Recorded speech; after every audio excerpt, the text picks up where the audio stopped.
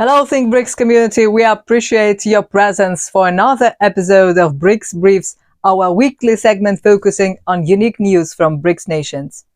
Top of the news this week is Argentina's presidential election. The competition between the candidates is intense, with the electorate seeking straightforward and logical responses. Argentina's upcoming election could reshape its geopolitical stance. The two frontrunners, Sergio Massa and Javier Milei, hold contradictory foreign policy views. Massa favors pragmatic engagement with major powers like China and Russia, even supporting joining the BRICS bloc they lead. Milei calls them communists and vows no direct trade if elected. Russia already welcomed potential Argentina membership in BRICS, but would Milei snub them once in office? His isolationism alarms many. Regarding the European Union, Massa wants an equal partnership, not just exporting commodities. Milei might aggressively dismantle Mercosur, hurting regional ties. On human rights, Massa promises continuity, engaging all nations but still condemning Hamas and upholding democratic values. Milei leans toward Britain on the Falklands, concerning some. Iran is also set to join BRICS in 2024. Massa's advisor for foreign affairs says this could aid in seeking justice for the 1994 Argentina-Israeli Mutual Association bombing that killed 85 persons, allegedly orchestrated by Iran. For more details, we suggest to watch our previous video about Argentina. Find the link up here or in the description. Voters face a clear choice. Should Argentina integrate more deeply into rising global powers institutions, or detach from major players on the name of independence? We will know it on November 19th. In line with our usual understanding, geopolitics is complex, with shades of grey rather than just black and white. Recent developments from the United Arab Emirates highlight this complexity. After enduring prolonged pressure, the European Union has finally struck a deal with the United Arab Emirates. For several months, the European Union has been working to intensify sanctions against Russia by stopping the shipment of dual-purpose items, as stated earlier by Commission President von der Leyen. The United Arab Emirates has now agreed to the European Union's request to limit exports of crucial items to Russia that aid its military activities. This move aligns the United Arab Emirates with Turkey in curbing the transfer of military-related goods. However, it is important to note that the United Arab Emirates and Turkey together only make up about 10% of Russia's essential imports. The majority, over 80%, are sourced from China and Hong Kong. Therefore, some critics believe that the European Union's agreement with the United Arab Emirates will have a minimal effect. The United Arab Emirates does have an export control system for conflict zones, but it currently focuses on petrochemicals. The European Union pushed for adding 45 more dual-use categories. Now, United Arab Emirates' firms must prove civilian use. This shows how sanctions pressure economic links even among neutral parties.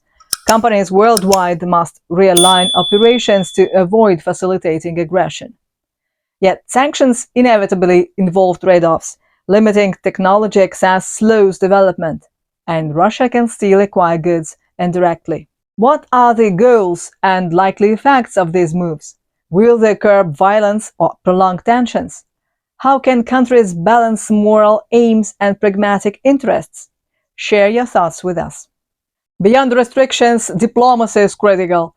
The United Arab Emirates could use its leverage to advance peace efforts. A nuanced middle path between all sides may bear fruit. On a positive note, Russia sees economic promise in the stability and infrastructure of the United Arab Emirates. Several pharmaceutical companies have manufacturing investments planned in this country. The United Arab Emirates also recently signed major agreements with emerging powers like India, Turkey, and Indonesia.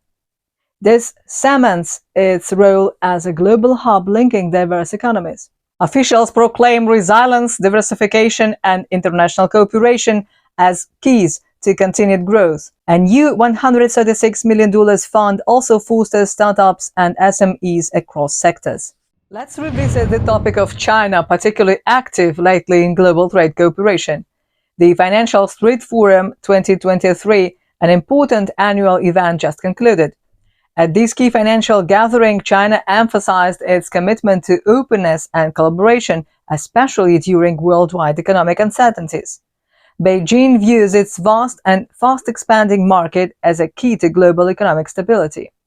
The head of China's central bank has promised consistent steps towards making the yuan currency more international, underlining that cross-border yuan payments rose 24% this year. Additionally, financial authorities have promoted the idea of strengthening financial infrastructure to facilitate trade settlements in yuan, especially among Belt and Road partners. The forum featured global figures like ex-central bankers of Japan and France. Beijing uses such events to stress its weight in global finance and refute claims it isolates itself. This outreach comes amidst rising US-China tensions. As we anticipated in the last episode, President Xi Jinping will soon meet President Biden for a summit that could reset relations. He also attends the APEC Economic Forum. Ahead of this, Xi will reportedly reassure American tech executives of China's openness despite curbs on semiconductor exports. Firms like Apple have huge China business interests. Xi's charm offensive acknowledges economic interdependence despite political differences. If he persuades more US CEOs, they may lobby against decoupling from China's vast market. Trade is a cornerstone of the BRICS alliance, and they aim to explore new reform paths independent of Western influence.